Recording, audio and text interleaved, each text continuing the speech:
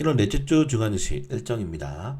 자, 우리나라가 쉴 동안 뉴욕 증시가 폭등을 했습니다. 늘 그렇죠. 우리나라가 쉬면은 폭등을 하는데 반도체 섹터들이 급등을 했습니다. 엔비디아 7.59%, 퀄컴 6.62%, 마이크론 테크놀로지 5.75%, 크게 상승이 나왔는데 우선 바클레이즈에서 미국 반도체 종목들에 대한 전체적인 전망을 상향시켰고, 그리고 반도체 규제에 대해서 이건 아직 의견이 좀 분할되어 있습니다.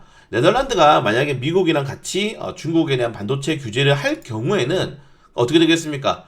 미국에 있는 반도체 기업들에 대한 투자가 확 들어가겠죠. 중국산에 있는 반도체를 물량을 채워야 되니까 거기에 대한 기대감들도 있는 것 같고, 그리고 만약에 중국에 대한 규제를 하지 않는다면은 그냥 기존대로 중국에 수입만 하는 게 아니고 수출도 하기 때문에 기업들의 실적이 그렇게 흔들리지 않을 것이다. 그래서 네덜란드의 결정이 굉장히 중요한데, 뭐 어떻게 되든 단기적으로 지수랑 주가가 상승한 거는 여전히 금리에 대한 이 정책 전환, 피벗에 대한 기대감이다라고 보시면 될 것 같습니다. 어제 테슬라도 크게 올랐고, 뭐 빅테크 업종들이 오랜만에 크게 상승이 나왔죠. 그래서 이렇게 미국 경제도 나쁘지 않게 연착륙하고 있는데, 결론적으로는 장기적으로 이번 연도가 아니라도 내년까지 연준에 분명히 피벗 시그널을 보낼 것이다. 그러면은 충분히 기업들이 2023년도까지는 잘 버틸 수 있을 것이다. 어차피 뭐 2021년도, 2022년도 돈 많이 벌어놨으니까 거기에 대한 좀 기대감들이 크게 작용하고 있다 라고 해석을 할 수가 있겠습니다. 그러니까 원인과 결과를 알지 못해요. 이 주식 전문가라고 하는 사람들, 저를 포함해서 해석을 할 뿐이죠. 이런 것 때문에 이렇게 된 것 같습니다. 그래서 제 해석은 두 가지, 바클레이즈의 전망 상향, 그리고 이 반도체 규제가 어느 쪽으로 가든 미국 기업들에게는 크게 타격이 없을 것이다 라고 생각하는 겁니다. 우리나라 내일 삼성전자, SK하이닉스 좋은 흐름 좀 기대해 보면 될 것 같고, 그래서 속도 조절 전망이 뭐 거의 2월 달에 있을 공개시장위원회 회의 FMC에서는 0.25%가 확실하죠. 자, 그럼 미국이 최종 금리가 어차피 5.5%에서 5.25%잖아요. 이제 올릴 데가 없습니다. 이제 올릴 데가 없어요. 그래서 아무리 이게 뭐 연준이 피벗을 안 한다 하더라도 더 이상 올릴 데가 없기 때문에 이제는 스탑. 그러면은 여기서 좀 이제 고정적으로 이제 가겠죠. 그래서 거기에 대한 부담감들도 좀 많이 줄어들었다라고 생각하시면 될 것 같습니다. 자, 그리고 이제 좋은 시간 다 끝나고 내일부터 또 빅테크 실적 업종들이 줄줄이 발표를 시작합니다. 그래서 또 갑자기 우리나라 개장하면은 미국 빅테크 기업들 실적 안 좋게 나와서 주가 떨어지는 모습이 나오지 않아야 되는데, 일단은 조금 더 지켜봐야 될 필요가 있을 것 같고, 국내 증시 아무도 예상하지 못했죠. 올해 7% 이상 상승이 났다. 이것도 이제 연휴 전에 단기적으로 조정 나와도 이렇게 오른 거예요. 그 정도로 아무도 예상하지 못한, 그러니까 전문가들의 예상은 아무도 맞지 않기 때문에 여러분들이 굳이 그렇게 들을 필요 없다. 그래서 코스피가 7% 이상 상승했다. 제종목도 마이너스 80%에서 지금 50%까지 올라왔습니다.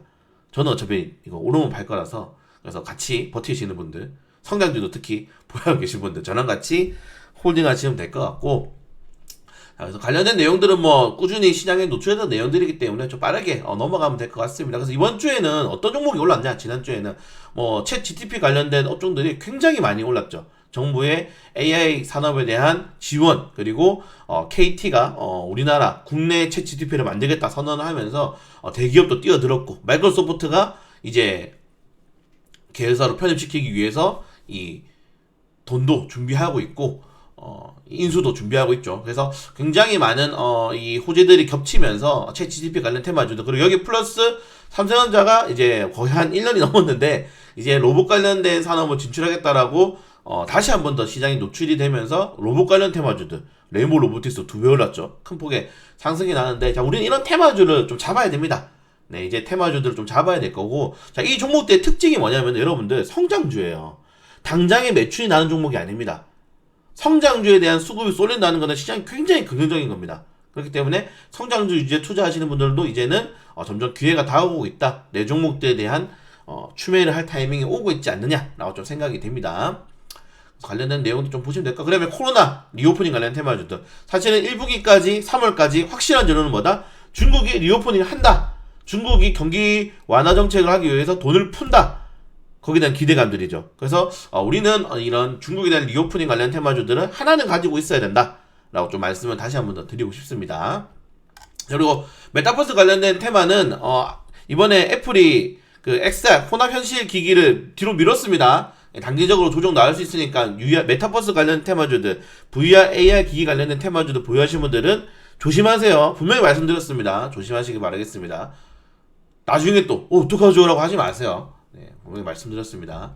자, 그리고 이 주간 상승 종목들 토큰, 증권형 토큰 관련된 이슈들이 이제 금요일날 또 시간대로 오르기도 했지만은 갤럭시 SM이 단기적으로 뭐 47% 가까운 상승이 나왔고, 그걸 제외하고는 이제 이 저가 항공 관련된 테마주들, 여기는 뭐 이 항공 기대감도 있지만은 결국에는 실적에 대한 영향을 줄 수 있다는 점. 그래서 리오프닝 실적에 대한 기대감들은 크게 올랐고, 마스크 해제하죠. 30일부터. 네, 제이준 코스메틱 단기적으로 들어갔는데 30일까지 수가 한 번 더 들어오는지 체크 한번 해볼 수 있도록 하겠습니다.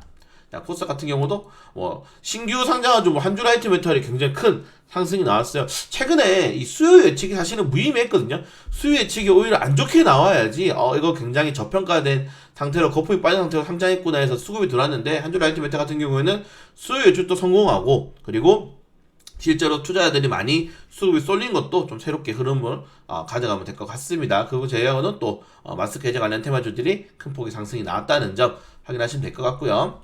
자, 그럼 수요일날 내일이죠. 네, 거래소의 호가 단위가 변경이 예정되는데 장점과 단점이 있죠. 일단 단점은 수수료가 더 많이 나갑니다. 왜냐하면 호가가 촘촘해졌기 때문에 보시는 것처럼 우리가 매물대가 많이 쌓이게 되죠. 개인 투자자들은 오히려 이게 좀 힘들고, 매물대가 너무 많아지게 되면 뭐 세력들이 조금 호가 가지고 장난질하기가 많이 힘들어지죠. 그리고 좀 주가를 오히려 싸게 살 수 있다, 조금이라도 더 싸게 살 수 있다, 이런 게 장점이 있는데 저는 굉장히 단점이라고 생각합니다.